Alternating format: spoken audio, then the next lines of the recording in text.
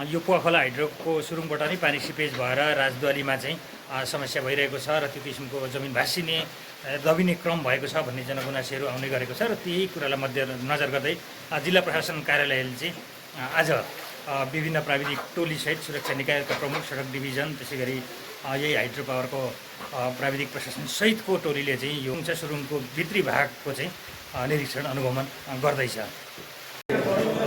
अब यो सुरुङभित्र करिब मध्य भागतिर छौँ हामी र यहाँनिर चाहिँ अब काहीँ पालहरू छ कि केही छ कि लिकेजहरू छ कि भनेर हेर्ने काम पनि सँगसँगै भइरहेको छ।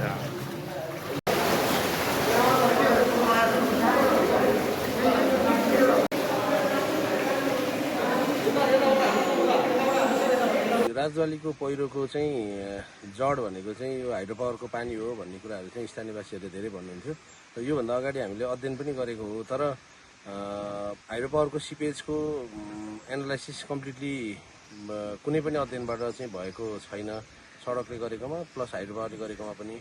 आजको स्थलगत अध्ययनबाट के देखियो भने करिब 200 मिटर जतिमा चाहिँ धेरै क्र्याकहरू छन् र यसलाई पुष्टि गर्ने एउटा आधार भनेको चाहिँ यो लगभग यहाँको स्थानीय निवासीहरूसँगको भलाकुसारीबाट मैले थाहा पाएसम्म 72 सालको भूकम्प पछाडि चाहिँ राजद्वारीको पहिरोको समस्या अलि धेरै नै भएको भन्ने कुरा सुन्नमा आएको छ र त्यस हिसाबले हेर्दाखेरि कुनै पनि नेचुरल जियोलोजी चेन्ज हुनलाई यो लाखौँ करोडौँ वर्ष लाग्छ।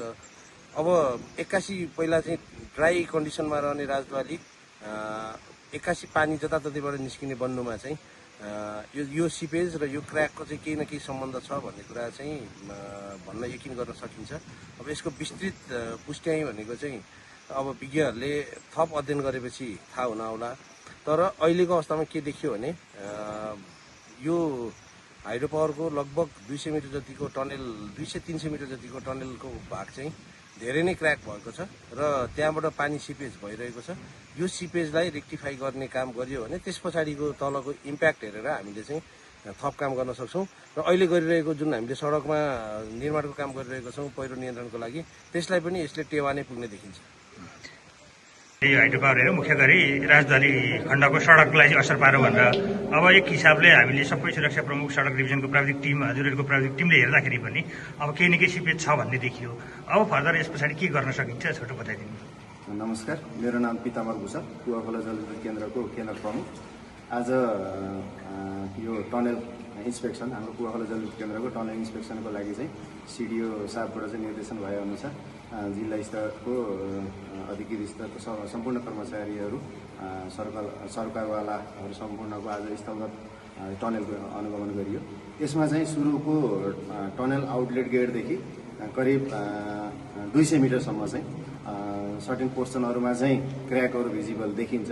अब त्यसको भिजिबल देखिसकेपछि केही मात्रामा हामीले रेक्टिफिकेसन गर्नुपर्ने हुन्छ। अब त्यसैले गर्दा बाटोमा डाउन स्ट्रिमको बाटोमा त्यसले असर गरेको छ कि छैन भनेर मैले यकिनका साथ चाहिँ भन्न सक्दिनँ, किनभने मेरो पनि विज्ञ टोली आएर त्यसको चाहिँ डिटेल अध्ययन गरेर चाहिँ यसको निष्कर्ष निकाल्नुपर्ने हुन्छ।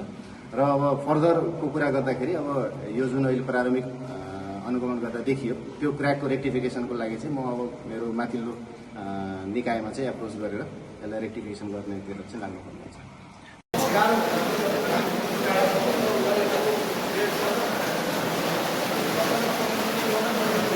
गर्ने भन्ने खालको अवस्था देखियो हामीले लिगलबाट।